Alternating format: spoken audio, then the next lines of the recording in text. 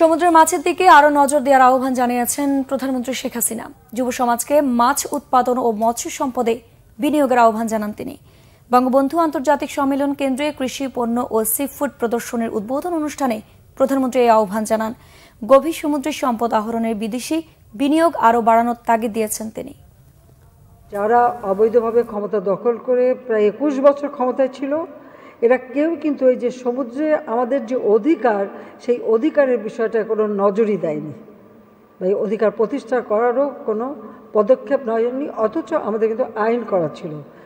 আওয়ামী লীগ 21 বছর ক্ষমতা আসার পরে আমরা সমাধান করি, একদিকে মিয়ানমার, একদিকে ভারত, এই দুই দেশের সাথে আমাদের যে অংশটা সেটা আমরা অর্জন করেছি।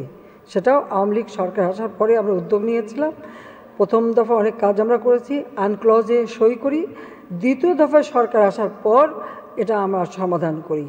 আমাদের প্রাকৃতিক সম্পদ ও জলবায়ু, অনুকূল জলবায়ু, সমৃদ্ধ বৈচিত্র্যময় মৎস্য চাষের উপযোগী একটা আদর্শ পরিবেশ রয়েছে, আর সেটা আমরা আরও উন্নত করবার পদক্ষেপ নিয়েছি, অনেকটা সাফল্য অর্জন করেছি এবং আমরা আরও করব ভবিষ্যতে।